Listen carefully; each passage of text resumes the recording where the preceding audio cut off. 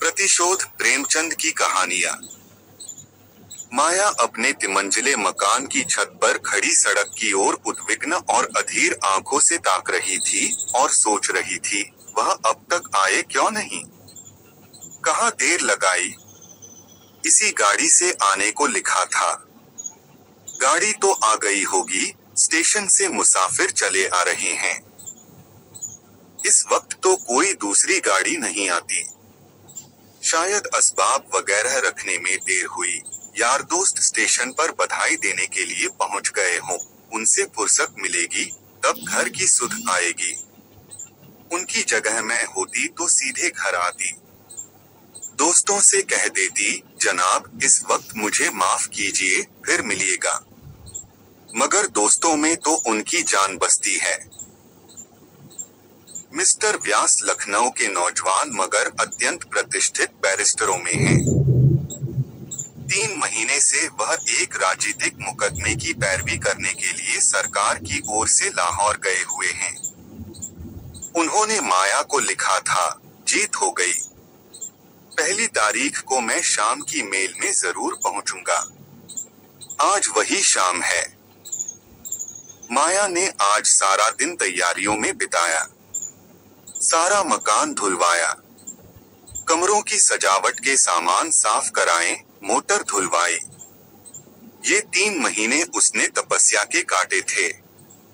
मगर अब तक मिस्टर व्यास नहीं आए।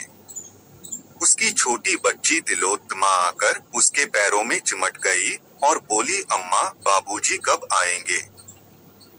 माया ने उसे गोद में उठा लिया और चूमकर बोली, आते ही होंगे बेटी, गाड़ी तो कब की आ गई। तिलोत्तमा मेरे लिए अच्छी गुड़ियां लाते होंगे। माया ने कुछ जवाब न दिया। इंतजार अब गुस्से में बदलता जाता था। वह सोच रही थी, जिस तरह मुझे हजरत परेशान कर रहे हैं, उसी तरह मैं भी उनको परेशान करूंगी। घंटे भर तक बोलूंगी ही नहीं। आकर स्टेशन पर बैठे हुए हैं। जलाने में उन्हें मजा आता है। यह उनकी पुरानी आदत है। दिल को क्या करूं?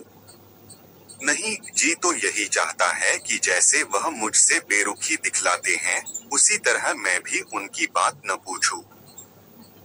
यकायक एक नौकर ने ऊपर आकर कहा, बहू जी, लाहौर से यह तार आया है। माया अंदर ही अंदर जल उठी। उसे ऐसा मालूम हुआ कि जैसे बड़े जोर की हरारत हो गई हो। बरबस ख्याल आया, सिवाय इसके और क्या लिखा होगा कि इस गाड़ी से ना आ सकूंगा। तार दे देना कौन मुश्किल है। मैं भी क्यों न तार दे दूं कि मैं 1 महीने के लिए मैके जा रही हूं। नौकर से कहा, तार ले जाकर कमरे में मेज पर रख दो। मगर फिर कुछ सोचकर उसने लिफाफा ले लिया और खोला ही था कि कागज हाथ से छूटकर गिर पड़ा। लिखा था, मिस्टर व्यास को आज 10 बजे रात किसी बदमाश ने कत्ल कर दिया। कई महीने बीत गए, मगर खूनी का अब तक पता नहीं चला। खुफिया पुलिस के अनुभवी लोग उसका सुराग लगाने की फिक्र में परेशान हैं। खूनी को गिरफ्तार करा देने वाले को 20,000 रुपए इनाम दिए जाने का ऐलान कर दिया गया है। मगर कोई नतीजा नहीं। जिस होटल में मिस्टर व्यास ठहरे थे, उसी में 1 महीने से माया ठहरी हुई है। उस कमरे से उसे प्यार सा हो गया है। उसकी सूरत इतनी बदल गई है कि अब उसे पहचानना मुश्किल है। मगर उसके चेहरे पर बेकसी या दर्द का पीलापन नहीं, क्रोध की गर्मी दिखाई पड़ती है। उसकी नशीली आंखों में अब खून की प्यास है और प्रतिशोध की लपट। उसके शरीर का एक-एक कण प्रतिशोध की आग से जला जा रहा है। अब यही उसके जीवन का ध्येय, यही उसकी सबसे बड़ी अभिलाषा है। उसके प्रेम की सारी निधि अब यही प्रतिशोध का आवेग है। जिस पापी ने उसके जीवन का सर्वनाश कर दिया, उसे अपने सामने तड़पते देखकर ही उसकी आंखें ठंडी होंगी। खुफिया पुलिस भय और लोभ, जांच और पड़ताल से काम ले रही है, मगर माया ने अपने लक्ष्य पर पहुंचने के लिए एक दूसरा ही रास्ता अपनाया है। मिस्टर व्यास को प्रेतविद्या से लगाव था। उनकी संगति में माया ने कुछ आरंभिक अभ्यास किया था। उस वक्त उसके लिए यह एक मनोरंजन था, मगर अब यही उसके जीवन का संबल था। वह रोजाना तिलोत्तमा पर अमल करती और रोज बरोज अभ्यास बढ़ाती जाती थी। वह उस दिन का इंतजार कर रही थी जब अपने पति की आत्मा को बुलाकर उससे खूनी का सुराग लगा सकेगी। वह बड़ी लगन से, बड़ी एकाग्रचित्तता से अपने काम में व्यस्त थी। रात के 10 बज गए थे। माया ने कमरे को अंधेरा कर दिया था और तिलोत्तमा पर अभ्यास कर रही थी।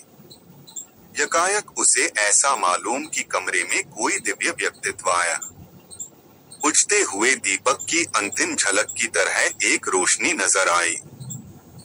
माया ने पूछा, आप कौन है?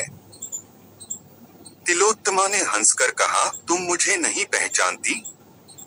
मैं ही तुम्हारा मनमोहन हूँ जो दुनिया में मिस्टर व्यास के नाम से मशहूर था। आप खूब आए। मैं आपसे खूनी का नाम पूछना चाहती हूँ। उसका नाम है ईश्वरदास। कहाँ रहता है? शाहजहांपुर। माया ने मोहल्ले का नाम, मकान का नंबर, सूरत शक्ल, सब कुछ विस्तार के साथ पूछा और कागज पर नोट कर लिया। तिलोत्तमा जरा देर में उठ बैठी।